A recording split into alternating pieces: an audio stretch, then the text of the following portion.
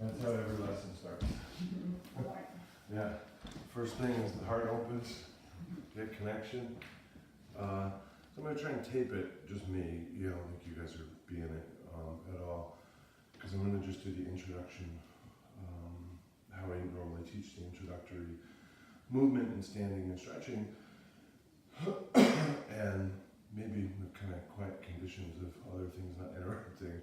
It might be a nice thing just to post for students because it's the same lesson. So if it doesn't come out, or if your arms keep, no, I think you're fine, but you can move if you want to. I was just commenting because it feels weird to me because I just kind of take the center and I just say, well, the way it aimed, I'll just something like that. Welcome. So the way that I teach Tai Chi, which really is not the name of the art is Tàijíquán, but it's kind of like, my name is really Stephen, but people just say Steve. Like, yours is probably Jonathan, but just John is the shorthand, and since we're Americans, even something that's supposed to be about going slow gets shorthanded in its name. So Tai Chi, really Tai Chi kind of describes the philosophy, and Tàijíquán, which is this art of this practice of this philosophy, is the grander thing. Nevertheless, we'll probably still just keep calling it Tai Chi. And when I'm teaching it, I kind of teach in what I call 5-element Tai Chi. So there's kind of 5 different facets of what I teach, or pillars to the lessons, or phases, however you want to look at it. So we have stretching, we have self-massage, we have Qigong, or sort of meditative movement sequence, we have a strength sequence, and then we have the part everybody thinks Tai Chi is, which is the kind of formalized, choreographed old ladies in the park wearing silk, looking better than us, moving around. And so we'll get to that too. And the way that I teach, this is the part you'll grow to hate or love, but I won't change, is I'll talk a lot, do a lot of talking. And my thinking is that I want to get as much information into you while I have you, and then your job is to go practice and work on it. And then when I see you again, I probably have another wheelbarrow of stuff I'm ready to fill your head with, so hopefully you practice and incorporate it and ready for some more. And so I'll do a lot of talking to give you a bunch of details about the stretching sequence, which we'll do in a moment, or we'll begin to do. And it'll probably take about our whole time until my next student is here. And you might think, boy, we didn't get very far. But then next week, let's say we do it again, like, hey, here, we're doing this thing. This stretching sequence will take us 5 minutes to do. And maybe you have a quick question or something and we follow up, but we know it now and we're just doing it and certainly bettering it. But then I think, oh, I have 55 minutes to introduce this whole other thing, which will take the whole class. But then the third class, it'll take 7 or 8 minutes at the beginning of class, and it becomes a warm-up that we're building. But my feeling is that I'd like to do some degree of depth when I'm teaching something so that the information's available. But I'm not testing you, it's not a memorized thing. I'll see what you remember when I see you next, and I'll fill in the blanks, and you'll have questions, and that's how it goes. So, does it kind of make sense? Yeah. Okay, so the first thing I teach is how to stand, and there's 2 very good reasons for that. The reason my teacher gave is that it's the basis of everything we do. The other reason is that I'll always be your teacher, and we'll always have this fantastic relationship with me and you, because I'm the guy who taught you how to stand. So there's never any authority problems if I did it. So, and I can see by looking at it, I need to establish this right away. So what we want to do is start with the feet about shoulder width apart. Good. And having them be straight ahead, so you can use the floorboards. I know it's a little weird, I'm off center for you. Yeah. No, but also my feet feel like I'm pigeon-toed when I'm straight. Yeah. Isn't that interesting? Yeah. And for some people, they'll feel like they're over open if they're normally more pigeon-toed, right? So you probably stand a little bit more this way normally. So we can presume that the floorboards are straight because I had my Kung Fu teacher install them He does a very good job. So they're straight ahead, and I'm kind of measuring by the inside line of the legs, because of course her feet will kind of fan out a little bit. If I measure by the pinky side, I might in fact be a little pigeon-toed. Now what I want to do is have the weight that's in my feet be evenly distributed between the 2 feet and also within each foot. And you'll probably start by thinking, yeah, I think I am, next thing. But I actually find that if I move a little bit, I can actually experience, well, that's the feeling of definitely too far forward. That's the feeling of clearly on the outside edge of this leg. And then just kind of spiral in like something settling in its movement. And actually come to a feeling of centered in the feet. Which probably won't be far off from where you are, but I want to have this kind of physical experience of it, rather than a mentally described demarcation, like here's where I go, I'm there. What's the next thing I get to think about? Which is the thinking body trying to get you where it wants or where it feels comfortable. And you can do that both directions. You can do it an extra time if you're not sure. But what I'm looking for is the feet about shoulder width apart, feet straight ahead, weight evenly distributed between the 2 feet and within each foot. Next, I want to bend the knees, even just a little bit. Once I bend the knees, the work of holding up my body, which is the great work of the standing, goes into my legs. It comes down my back. And the legs are straightened, which we often feel like that's relaxed. You know, like I'm just standing here, I'm listening to you, I'm talking, whatever. And this feels like work, especially after we stay here for an hour. Like, oh, this is work. I wasn't signing up for work, it was Tai Chi, it's old ladies in the park. Well, old ladies are pretty strong. So, one of the things that I find is that people come to Tai Chi more and more saying, I read this study and I saw this thing on 60 Minutes, or my sister-in-law told me something about health, that it helps with this and solves this and addresses that and encourages and promotes this. And I don't feel like it's my place to say what it does. The reason is I'm the teacher, and then everything I say comes with some imprimatur of certainty and assuredness and credence, right? I'm not lying, but so what I do is I will say that if you do Tai Chi, you'll get stronger legs. That I feel confident I can say. And if we're out having a beer, I'll tell you all these cool stories about Tai Chi healed this and saved this, and my best friend did this, like, because I believe it. But I don't feel like it's my place to put my beliefs out there, because you're here for a class, and you can read what you want and have your opinion and belief, and I have mine, and we're probably all in the same boat. I think it's good for you. But I don't want to be in the place where I'm saying, and this helps everybody's blood sugar, and this helps everybody's arthritis. I hope it does. I kind of expect it. I mean, I devoted my life to it. I'm pretty much on that boat, but I don't want to be the guy making claims. That doesn't feel fair to people, you know. So, but once you bend the knees and you've had them here for a couple of moments, like, oh, like something's doing some work. Generally speaking, I want the lower body to be doing the work that it's made to do. This is not made to hold me up in terms of the weight. It's made to keep me in alignment so that the legs receive the weight fairly. Like my legs still have my weight, but it doesn't feel fair to them. And so they have to work less efficiently this way. Okay, so weight evenly distributed, feet parallel, knees a little bit bent. Next step is the tailbone.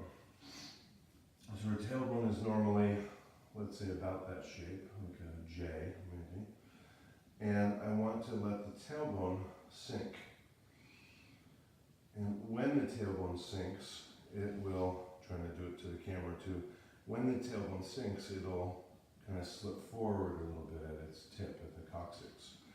So kind of think of it like an easy J, where mostly a J is the story of down, but it certainly has like a little different, it's not an I.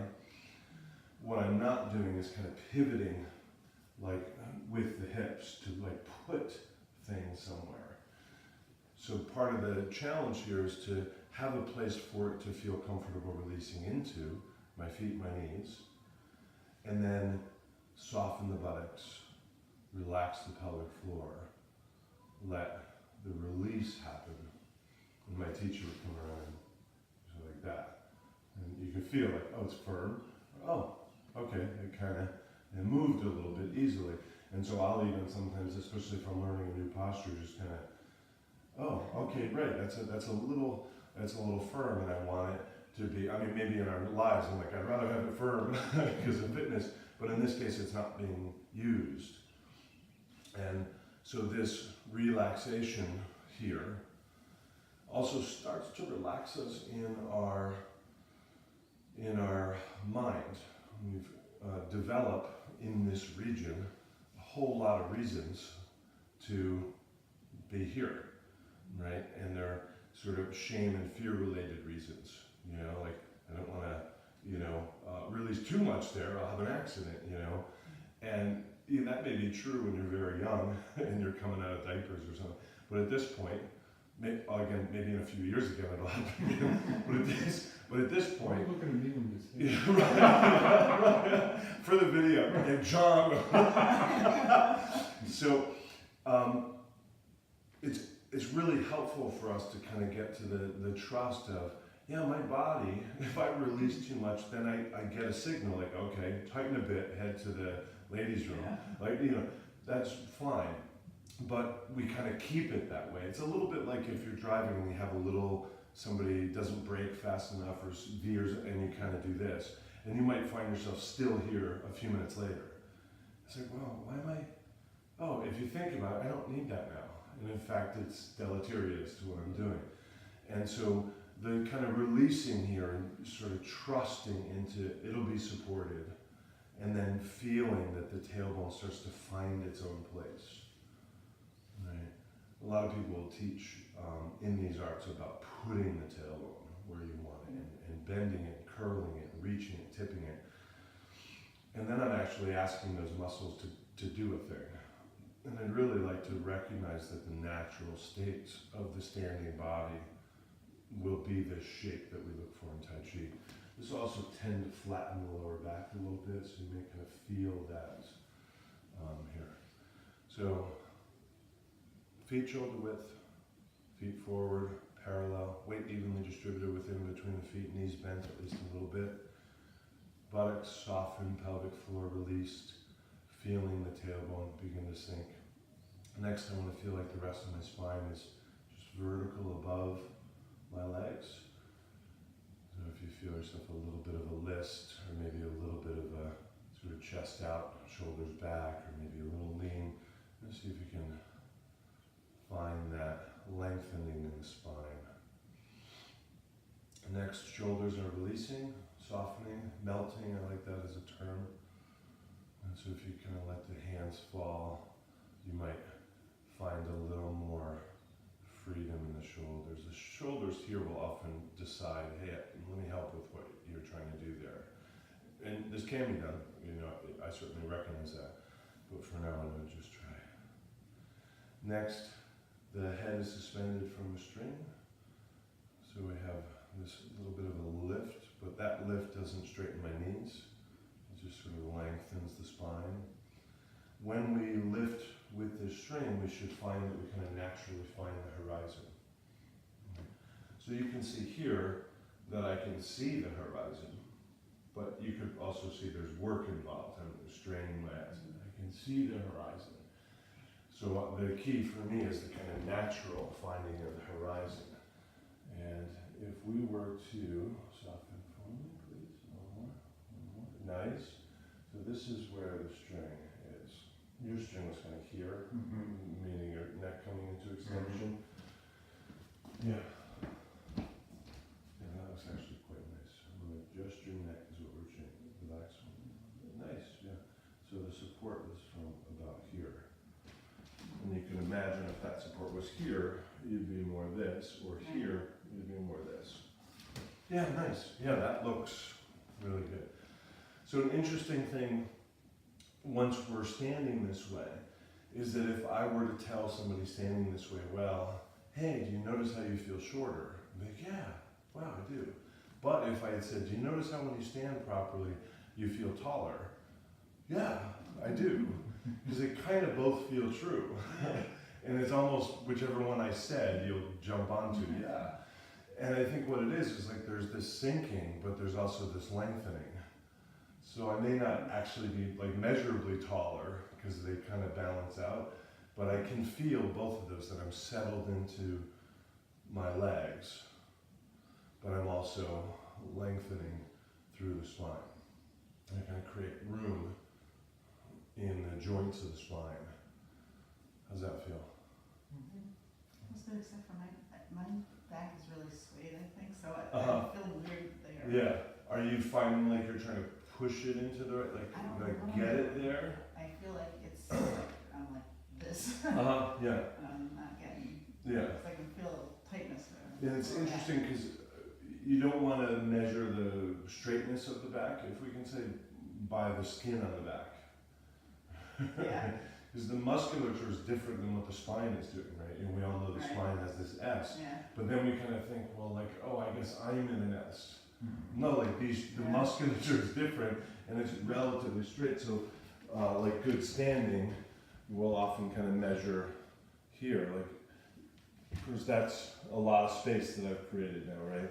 And not that I have to push to, this, but you can see, I think from that perpendicular, like it's pretty straight, not that I'm a perfect example or anything, but I can kind of feel that. I'm also not trying to force and mold into it.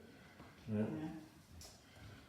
Yeah. Okay, so let's reset, step out, and we'll talk through it again.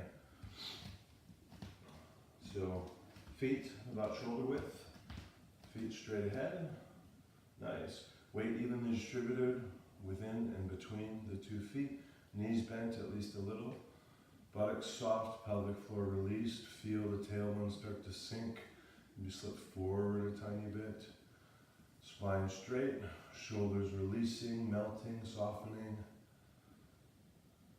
head suspended from above, and then kind of we can check in that kind of naturally find the horizon there. Okay, first stretch.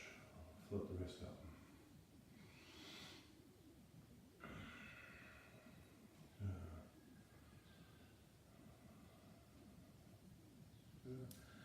So every class starts this way. We hug, how you doing? And here we go. And this first stretch, I'm not moving my hands. Yeah, good. So what I'm doing is I'm visualizing the 2 bones in the forearm, and I'm changing their positions relative to one another, like a rolling pin. The hands end up getting moved. I'm not moving the hands, which is really me telling you where my mind is. If I'm moving my hands, and my mind is in my hands, which gets me into trouble all the time. My mind has these ideas about controlling things, and my hands they're a part of most of the things where I change the world and manipulate things, and I'm very, very used to that. So I go as far out of my body as I can with my mind and using the distal elements of the body, and so I want to find my way into the forearms. So these 2 bones are the only 2 bones in the body that will change position when you're healthy. We have Kung Fu class, and you can change a lot of bone positions, but it really hurts. And so what I'm doing is I'm just rolling them, and then you should feel, like on camera, I'm doing it right and now I'm doing it wrong. It'll probably look about the same. But as soon as you start moving from the forearm, it should feel a whole lot different in terms of the looseness in the hands and wrists and the circulation, if you just keep in mind in the forearm. So the forearm has this kind of, and just, that's kind of holding the hand a little bit in the shape, just forget the hand,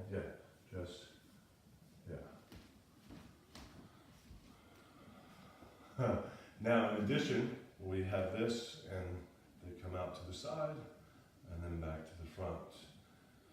And you may notice that my elbows don't much move. Alright, So this changes the chest and the back by doing this. If my elbows flare out, it's my shoulders rather than my torso. Okay, next we'll swing forward.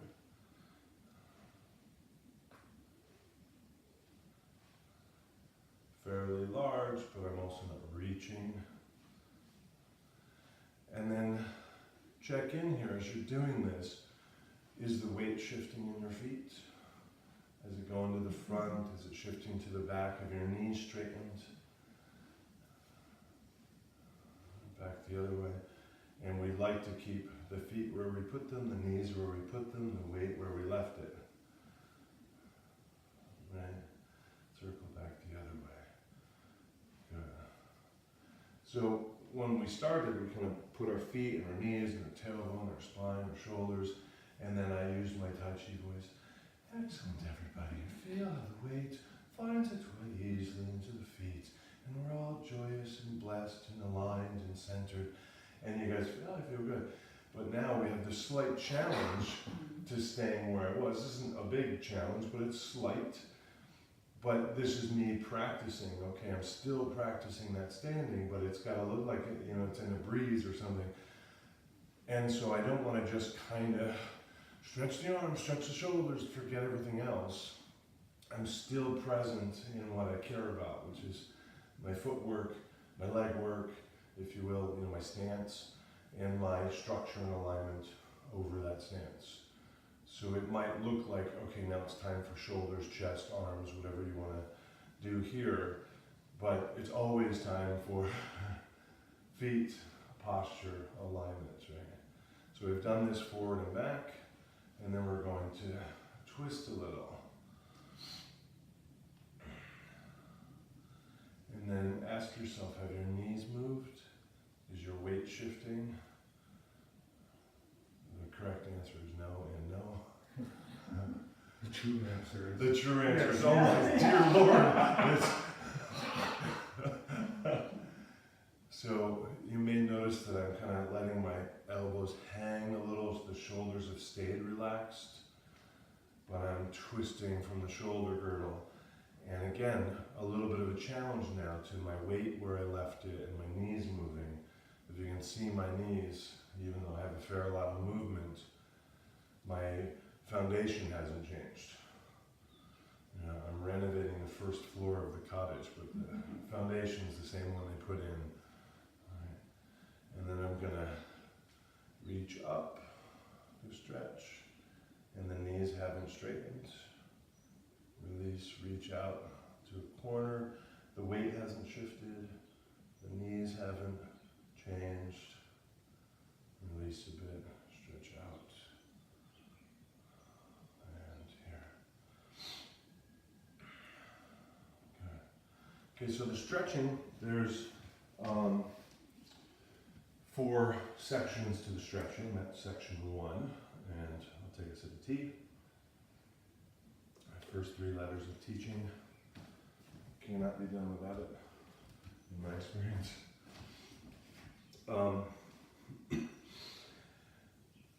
So the first segment of stretching, which we just did, is the upper body, kind of large muscle group stretches. The second section is kind of individual muscles working from head to toe. So I'll just kind of go through, and that's what we'll do next. Then we'll do a lower body, large muscle group stretches, which will be brief, like we just did, was fairly brief for the upper body. And then we'll do connective tissue stretching for the wrists and hands, that's one of those things that I've been teaching for like 25 years, and still old-time students come back that are, painters or pianists or sculptors or handymen or whatever, and they still, oh yeah, I still do those. Like, do you remember? No, I don't. But I do those every day, so we'll see how far we get into those with the time we have. So we'll start from head to toe, but let's step out so we can kind of refine. You can see that what I really care about is kind of get you to stand well. Like, this is the root of Tai Chi, standing well, standing practice. But I also find that it seems kind of boring. Like I want to do the thing my grandmother was doing and that looked awesome. And well, that's because she's practiced this a lot. And so what I've done is I've kind of disguised the standing practice within the stretches. So you think the stretch is the shoulder and the hip and the ribs, and he's like, I guess it is, sure. Yeah, that's what it is. But really I'm just getting you to practice the standing for at least a few minutes. So here we go. Feet shoulder width apart. Weight evenly distributed within and between the feet. Knees bent at least a little bit. Spine straight. Shoulders releasing. Head suspended. You can check in on the horizon. So we'll stretch the neck first. And the first one we'll do is just front to back. But rather than simply go front to back, I'm going to fall to one side. And then now check in on the feet. Has your weight shifted a little? Has your knee straightened a little? Because your weight's a little off center. Small little thing, but can you feel that? Now feeling it's one thing, and then accounting for it, adjusting is another. Right? So just feel, and then we're going to stretch front to back, and then just kind of slowly bring your ear away from that shoulder. Or we could say the other ear towards the other shoulder, like a ratchet. And it may even sound like one. But that just means your hearing works. Now you may notice here that if you let your mouth open, you'll go back further. A little more flexibility with the mouth open. I'm just going to go back to the other side so we have another little bit of practice.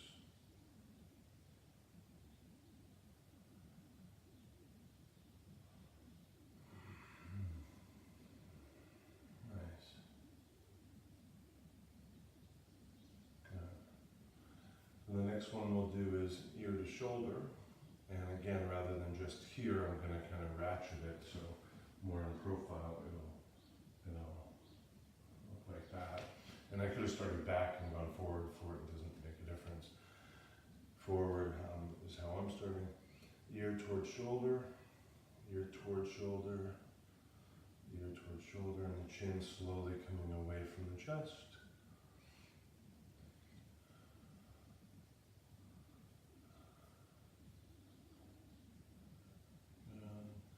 Not reaching too much, or just letting it find some ease in its motion. And again, as you head back, if your mouth opens, you may feel that you go back a little further, or have like one more ratchet you can do. Nice. Next, we're going to turn left to right. Here, this is usually a little harder to visualize for people, but of course, rather than this, I'm going to ratchet, and so it'll look like here, and as far back as I go. So I'll let the chin fall, and the chin will stay near the chest as I turn the head, and then stay near the chest, turn the head.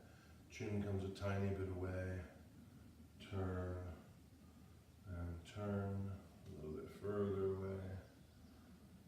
Nice and slow, and stretch the eyes on this one too, so when you look to the right, really look to your right or behind you.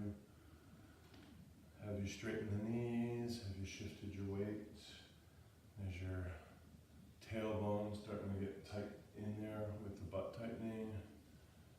Again, the mouth can open here, and you may go back a little further. Enjoy opening the mouth. This is the only time I want my students to open their mouths. So enjoy this one. Now, this one, as we get to the back, and this is not like a challenge, but I want you to have an idea of what we're heading towards on everything we teach. And so I'll often teach that way and say, here's what this is, the direction of this. This is not, you better get there this week and, pull something or whatever.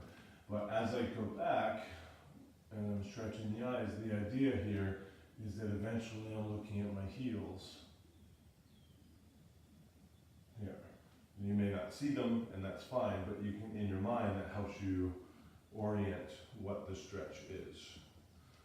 Yeah, so I'm largely looking at the ceiling and then floor. Ceiling, floor, as I do that. Yeah, nice. And then we'll just do some circles. Let the weight of the head kind of lazily roll around.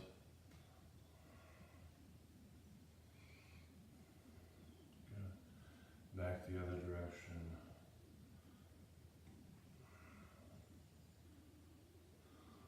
Yes. Good. And we'll come back to our string, horizon, shoulders. We'll reach one shoulder, one arm across. Find the elbow, could be the tricep too. And just draw this elbow towards the other shoulder. This is not an excuse to lean back, to shift to the heels, to straighten the knees. Release, and let that same arm swing to the back. I'm kind of guiding this hand down my back. I usually do it this way, so I get a little bit more stretch, but it's doing the same stretch wherever that hand is. Again, a lot of times here people come into extension in their back. So how are the knees? How's the tailbone? Are the shoulders over the hips? Release. And you'll notice I kind of let them swing into the position so they arrive relaxed. Breathing while you're stretching. Release. Breathe while you're stretching. So we're just kind of guiding that hand down the back as far as it happens to go this morning. Release. And shoulder circles.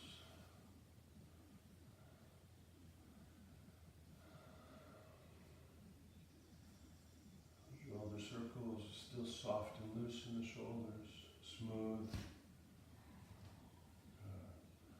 Hands on the hips. So I know where my feet are, I know where the weight is in the feet, I know where my knees are. So I'm going to circle here, and those knees won't move anywhere.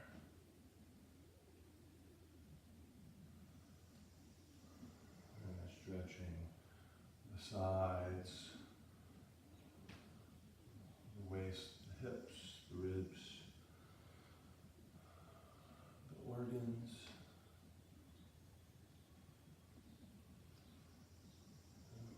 Have you taken this as a chance to tighten your shoulders up? Or are they staying relaxed? Here. Circles the other way.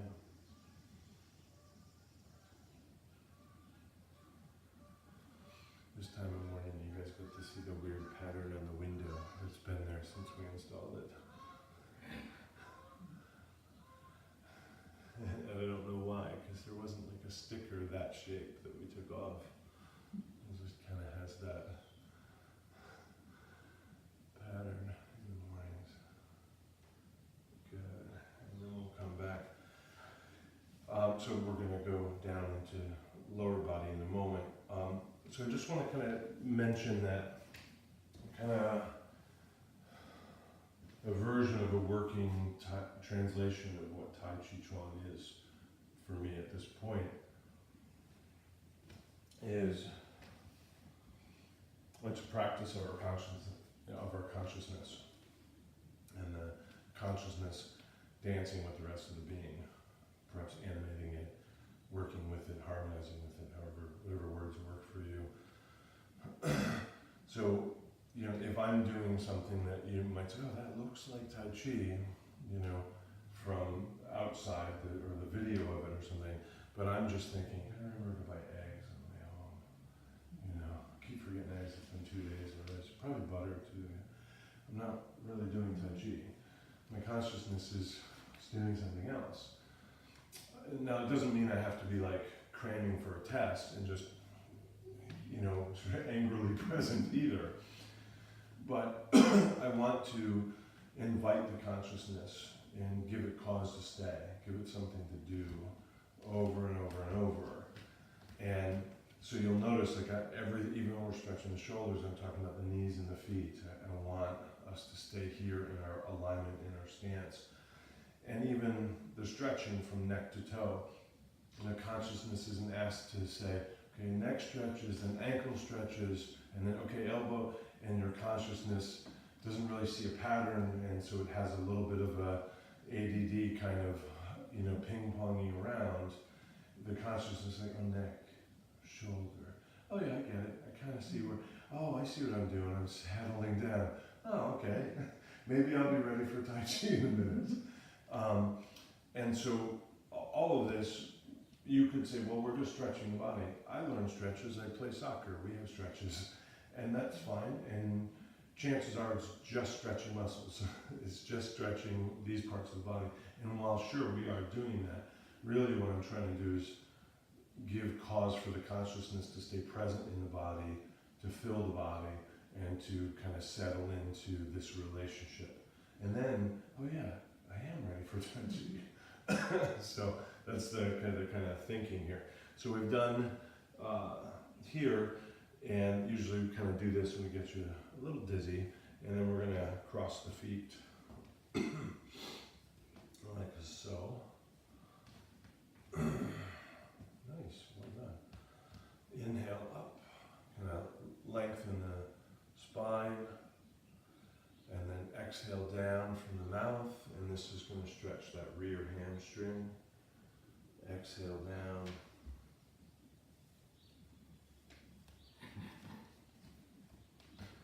However far down you happen to get, notice I didn't say push or reach or do better than the other person.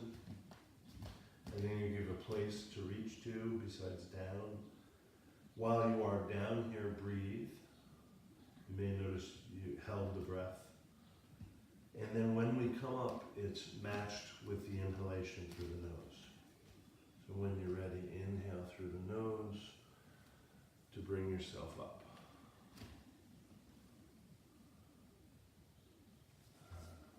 Come back and do the other side. So if you cross them, and this is a common lesson that we'll see over and over in Tai Chi. If I bend forward, it's an exhale. If I am down, I'm breathing. And I only come up, and this only applies if you care about the health of your back, I suppose. But otherwise, it's important to make sure that the inhalation is present with the return to erect posture. So if this is a little tough to stand here, you can actually be a little bit forward, a little bit easier for your stability. And if that's a little tough, you can open this foot, which will give you a little bit more stability. And sometimes I'm going to do this on a door, actually, because the door will move. But, the back of a non-wheeled chair. I learned that the hard way when I was teaching in an office. So, but you could certainly have like a table or something that you're either actually using or you just feel good that it's there, Is your weight even on both feet right now? So the good question. On this one, the weight comes onto the rear leg. Nice. Inhale up. And the stretch will be on that rear hamstring. So for both of you, the right hamstring. Exhale down.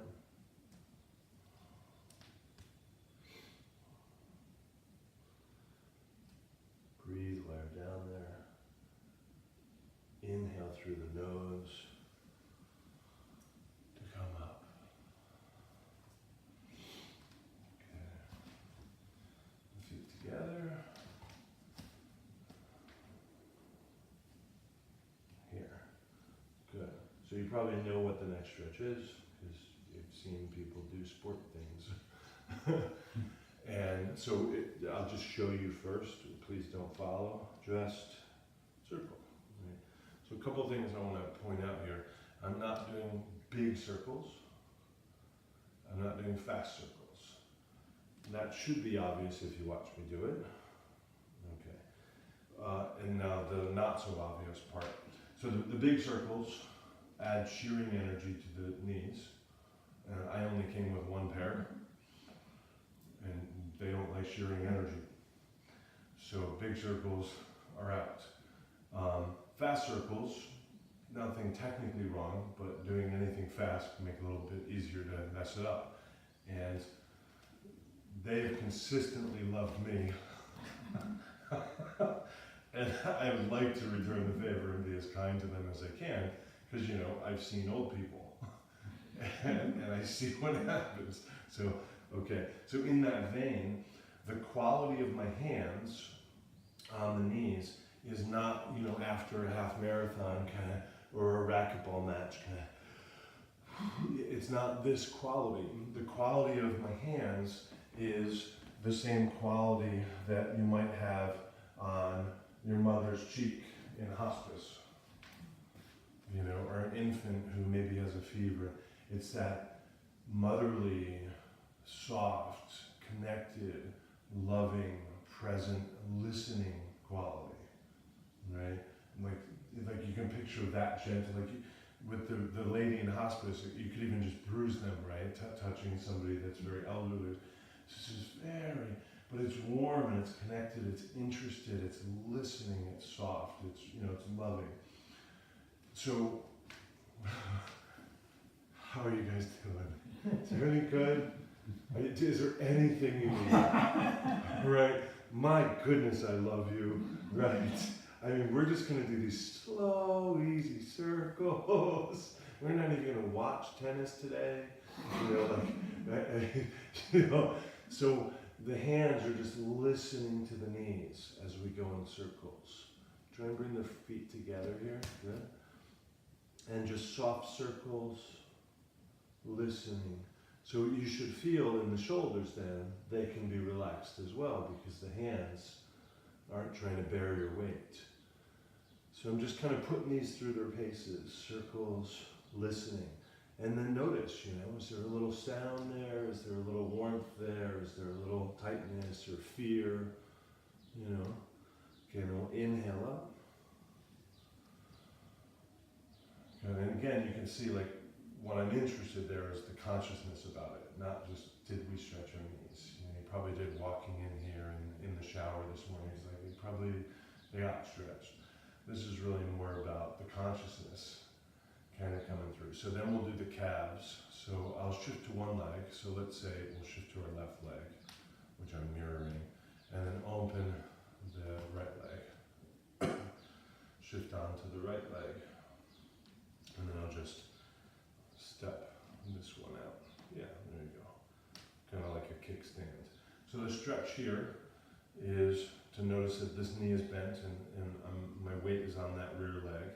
And the stretch here is to draw the toes back towards the knee. To stretch the calf. But you may notice that as you pull there, you kind of hold your breath.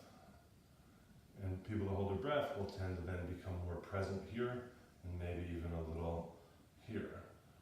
But I've been trying to get the consciousness to come into everything and stay settled, so I want to feel like it's down there. So as we draw it in, breathe. Now often with this stretch, I'll actually exhale down to kind of help it along and do it with my arm. But I don't need to, because you can find the stretch without. And if you can't quite reach the foot, you can still have the bending for that practice and stretch like this.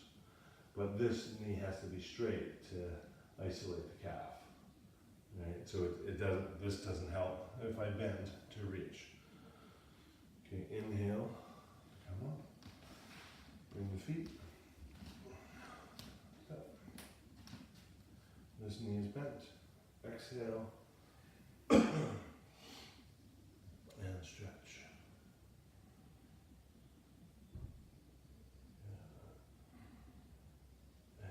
Inhale. How's that feel? One more and then we're done with that sequence. So I'm just doing the sideways so you can see. I'm just going to set a foot behind me. Not straight behind, because then I'll probably have this sensation. It can be off to the side a bit. And as we saw with the calf stretch, if I have my weight on one leg, the knee is bent, and then the knee doesn't move throughout the stretch. So here my weight's on the forward leg, and therefore my knee's bent and that knee won't be moving anywhere. Now, once people do this particular stretch, they will often kind of overreach, and then one effect of that is that they kind of rooster the chest, or even cantilever and just kind of lean. And I'd much rather feel like I'm practicing my posture, and part of that is just not overreaching here, and just to help you have some ease at this, that's all. So the stretch here is to circle the back leg. And you'll notice that my toes are toenails down, toenails up, toenails down, toenails up. Yeah, try to roll when I'm awake and see. Roll. Yeah, yeah. And this is nicer on a carpet than on the floor. And then again, like, ask yourself, have you held the breath up here? Is that other knee moving? Because it's getting challenged here with all this other movement. And then back the other direction. I don't know if you've switched or not. Good. And another side.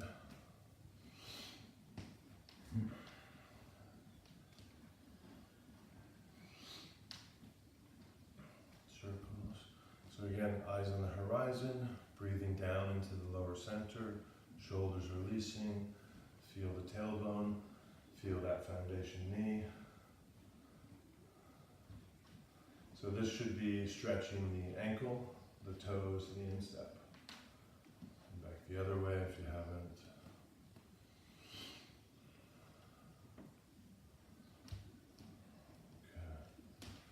Okay. Put these back on. So 4 parts to the stretching sequence. The upper body, large muscle group series, the head to toe isolated muscles, which we've just finished. And now we'll do the lower body, large muscle group, and there'll be 3 of the 4, the other one being the wrist, the sinew stretching. So we'll get into that. Morning, Steve. Morning. How are you? Hello. Feel good? Good. Morning. John, Sally, Steve. Not Sally. John has an odd middle name. Not Sally. Yeah, John Sally, but yeah. Better than the first name Sue. What do you do? All right, so I'll teach the next stretches here. And so the first one will look like this, and I just want to point out, I'll use this line, that this is pretty, you can say more or less lined up. That's pretty nice, it's fine, but it's also adding quite a bit of downwards challenge, which is nice, but it's not necessary to the stretch. So using this line, I can certainly start the stretch a little wider and a lot easier on the balance, and it's fine for the stretch. So the stretch is to have this knee over the ball of the foot, and to have this foot placed, and this can be tougher in socks, so just be careful. Camera's behind you. Oh, sorry. Yeah, I know, I didn't tell you. I love how you just naturally found the one spot, and then like put your sombrero on, you know. This is the secret to Tàijíquán. And then somebody watches like, oh! I always do that too when somebody comes in late for a class. You know, we'll be doing something, and I'll go, and that completes the secret to Tàijíquán. Person's going, oh, what? So the stretch here is to place this foot in a position that when you reach the heel, it just never can touch the ground. And if I do this, I know I can touch, so I have to find that position. And that's where having socks can be a little, an unscheduled split is the scariest phrase in the English language. So the weight stays forward, and the stretch, once I am here, is for me to reach that heel towards the ground, but it'll never reach. And reach the back of the knee towards the sky. And you do graduate from class immediately if you know what the back of the knee is called. It never happens. It's the popliteal fossa.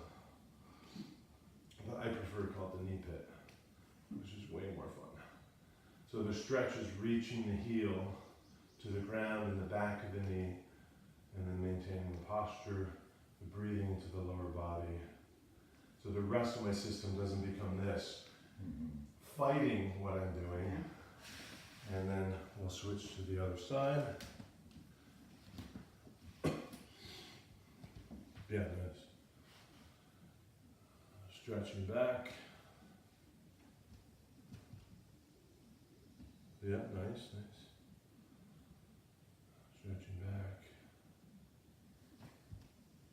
Breathing while you're there. And then coming up. So if we had a class of 8 people and we're all doing that stretch, it might very well be that 2 people really feel it here, 1 person really feels it here, somebody else really gets it here, these 2 because I can't say what that stretch is. Except that it'll stretch in the sort of chain of things involved, the weak link. And so you'll feel it wherever you feel it, probably for a period of time, a few months, a few years, maybe a few weeks. But then that stretch will tend to make that not the weakest thing. And then in time, you know, now that I think of it, I used to always feel this one here, but actually I've been, or wherever it is, and then it just cycles for years and it sort of changes. So, and the reason I say that, I don't mean to feel like, where am I supposed to feel it, or I'm feeling it somewhere different. Yeah, it kind of works that way, right? So the last one of the sequence is to have the feet parallel, but quite a bit wider. And this is another socks one, so just to be aware. Good. So the stretch here is for me to shift to one side and then sink. And when I do that and I shift to one side and I sink, I want to make sure that my feet stay flat, my feet stay straight. That's the key. So as I do this, that could kind of happen. This could kind of happen. And so that's the main idea here. So as I shift and I sink, I'm going to have my hand on my center and my other hand lengthening out. And then shift.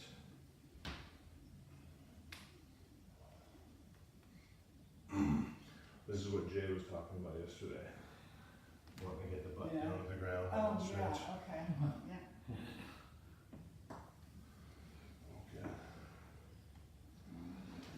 I used to have so now to get out, sorry about that, I want to push one leg towards the other. And not particularly gracefully, but safely, which I like the trade, find your way up. What people will tend to want to do is lurch. You know, the way somebody that's maybe older or fragile gets out of a chair.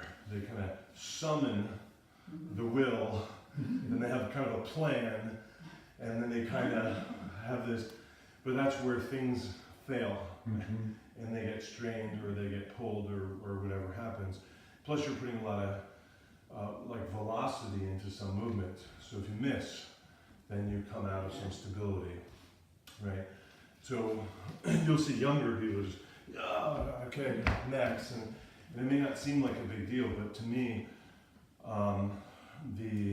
the process is a big deal. Even though they're able to do it, it's not a safe plan, right? So the practice here is like chimneying. If you rock climb, just push one towards the other, over and over until you're out. Does it feel okay? Yeah. Morning. Good morning. Steve teaches Tai Chi for me in another location. Was that Newington? Is that? It is. Yeah. It's interesting because that was this last stretch. Mm-hmm. Was the #1 question I was going to ask you today. Oh, really? Yeah. So I want to go over it. Yeah. That's fantastic. Yeah. So you know where I am now. Like it's our first class. We just kind of introduced the stretching. Right. So now what I generally do is just repeat the whole thing. And of course you'll see it only takes 3 minutes instead of 58 minutes or whatever it took us so far. So you want to join us just to get a little stretch on? And That'd be great. It's weird because I set the camera up so I'm like off center teaching. I think you're out of it. I think that's probably fine. You see it on top of the bookcase. Yeah. Okay. Do you guys have questions before we start? Because I'll just run through it, less talking. Okay. So interrupt if, as we're doing it, you have a question. Okay. So feet shoulder width apart, straight, parallel. Good. Weight evenly distributed between the 2 feet and within each foot. Buttocks soft. Pelvic floor releasing. Try and feel the tailbone as we bend the knees. We got the feet, we bend the knees at least a little. Releasing the tailbone. The structures around it really are what get released, and it just finds its way thanks to gravity. Good. Spine straight. Shoulders releasing, melting, softening. Head suspended from above as though by a string. That's better than you were, but not quite where I like it. So close, that was much better. So that's your point of reference. So I'm going to see if I can help with the back, right? So your knees are okay. So I'll bring your left heel out a tiny bit. Yeah, nice, good. So bend the knees a bit. Good. Now, I want to keep the knees where they are. And we're just going to feel the pelvis change just a little bit without the knees going anywhere. Soft and sink. Nice. Now, from here down is nice. So I just want the spine to come forward from here. So you're kind of folding from about there. On your neck. Just the trunk. Just a little bit. Good. I know you feel like you're forward. I do. But we didn't move your neck yet. So just keep all from here down where it is. And then just the neck, soften the neck so I can move it a lot. Soften, soften. Even more. Soft, soft, soft, soft, soft, soft, soft. Soft. There you go. And now your supporters from about there. How do you feel in the feet? Yeah, you could shift to the left, but front to back.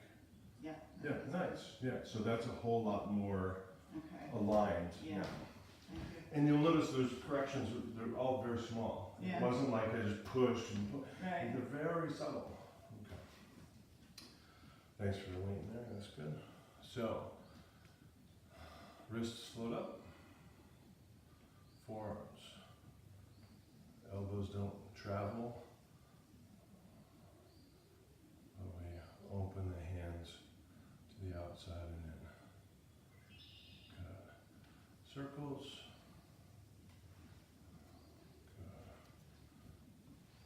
Back the other way. And you back 2 steps. One more. Back there. Okay. You were at the head of the class, but immediately demoted. Once again. John's just doing so great. Sorry. And He's been natural. doing it for a dozen years, and John just 1 hour and He's almost standing up. And then sides, so checking on the knees, they don't move, they're not grinding, the weight doesn't shift, keeping the shoulders relaxed. They might feel like they have permission to come up now that the hands came up. Good, stretching up. Out. Out. Okay. So that's the upper body muscle group. So I want to give a little teaching before we go now from the neck to the toes.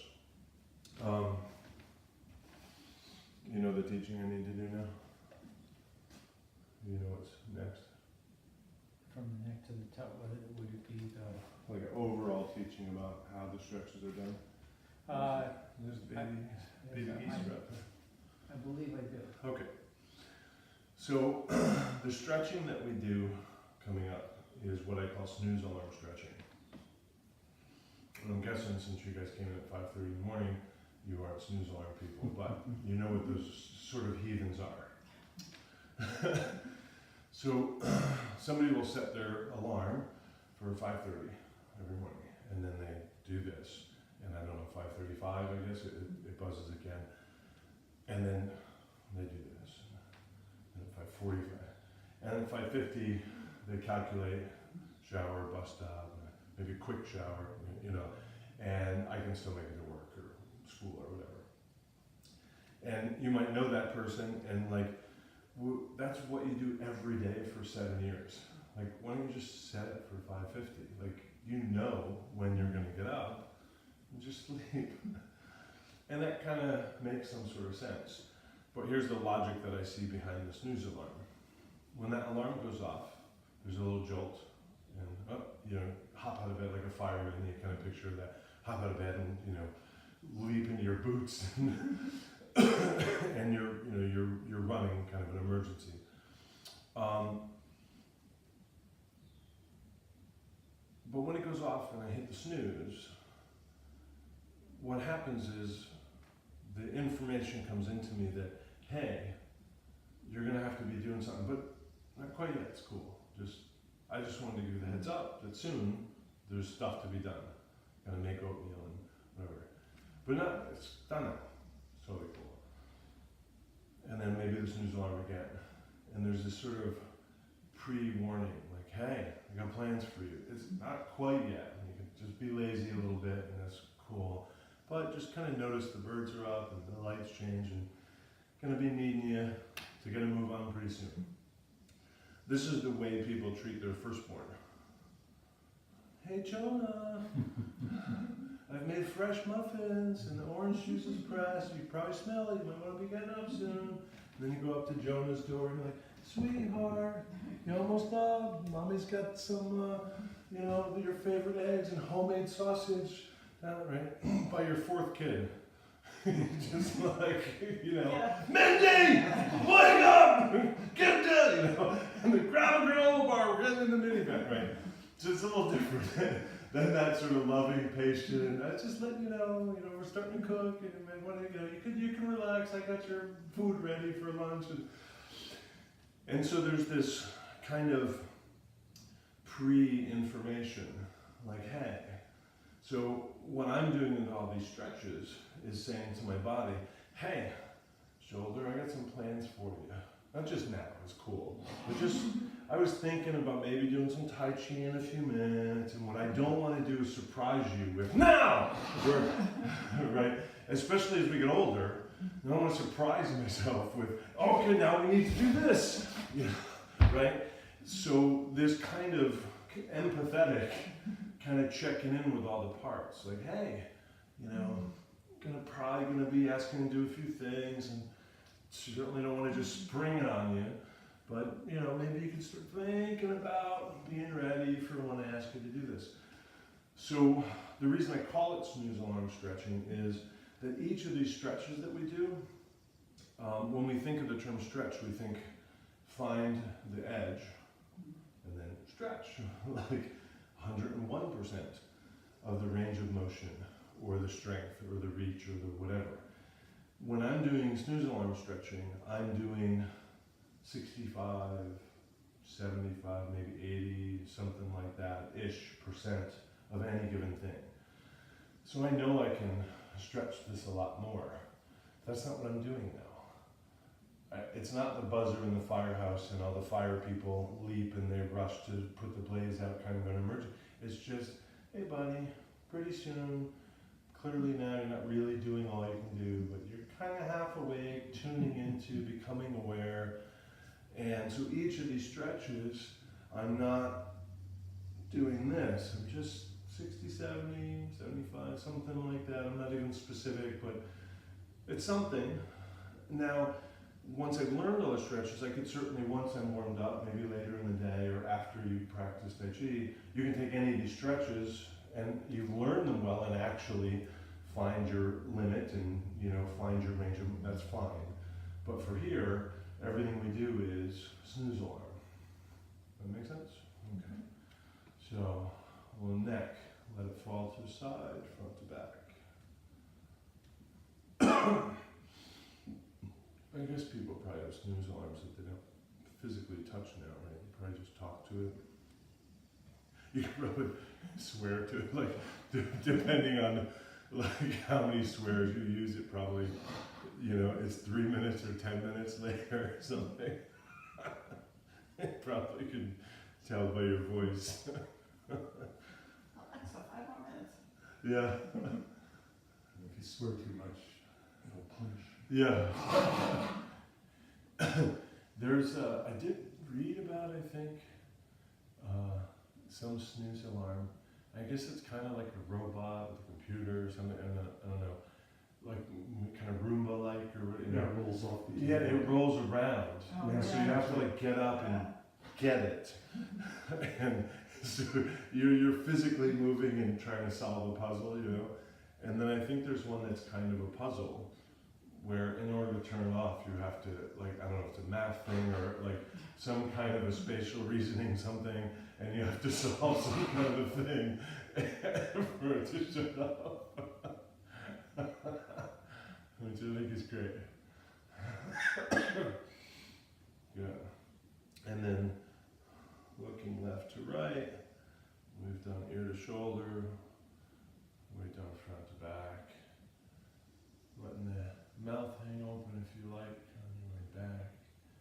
Good. So I don't know if you've done them all, I'm just repeating, I think. Good. And then circles, nice and easy. Steve, any advice for somebody starting their Tai Chi journey? Maybe think in terms of, let's just imagine, here's John's first class, right? And fast forward 20 years and he's still here studying, you know? Yeah. Right? It's like, that could happen. Some people stick around, right? So what seed would you wish to have planted if you, 20 years from now? I mean, the word that comes to mind is enjoy the process. And each, for example, I've been studying with Steve maybe 13 or 14 years, and Tai Chi maybe 9. And what were we gonna go over today? Stretching. The stretching, right? Yeah. So there's a lot of depth to it, and but as far as advice, enjoy the process. That's good. So, in terms of practice, every class, like Steve, I'll start his class, we'll do these stretches in this order, and that'll be how it starts.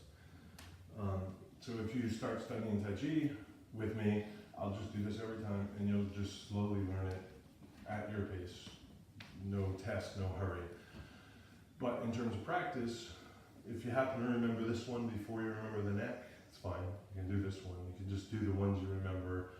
I don't want you to stress about what came next, or I forgot one. It's fine. Exhale down. I do have a bit of advice. Breathe while you're down there. Bring a notebook, because I find myself going back to my notes. Inhale to come up through the nose.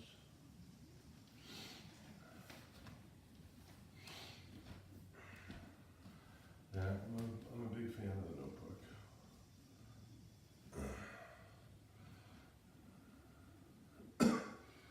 I do wish I had that kind of natural capacity to draw, though.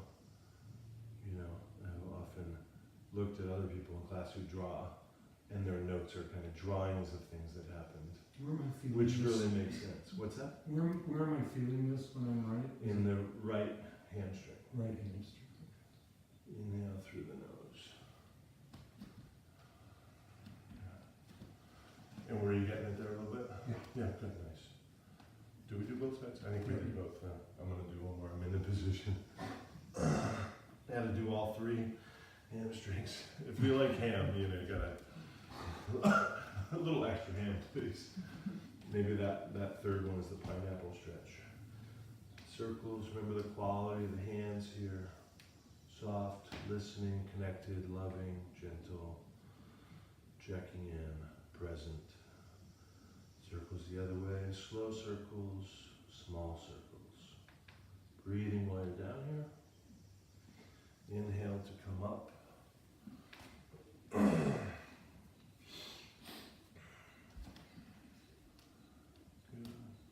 Exhale down.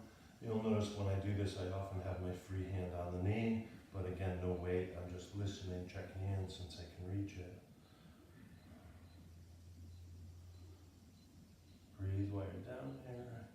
The inhalation is perfectly matched with the return to erect posture. Exhale down.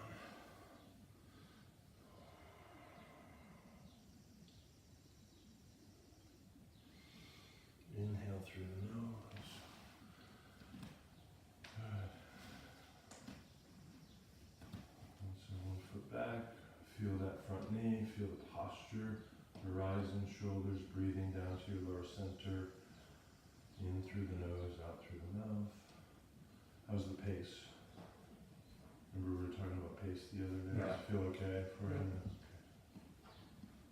Back the other way. Back the other way.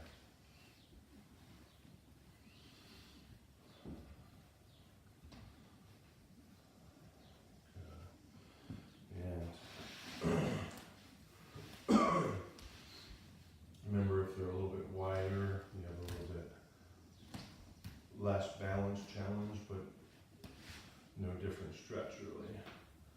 The weight's forward, the rear heel is reaching for the floor, the knee pit is reaching for the sky, and I want to kind of feel like I have vertical posture in the trunk,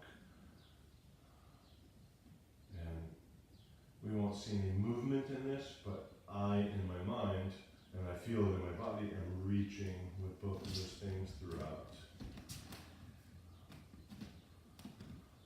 And then match your breathing to come on.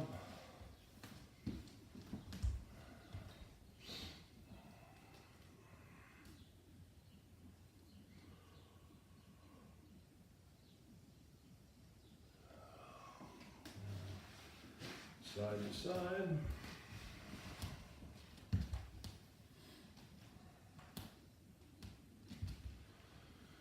The feet parallel forward.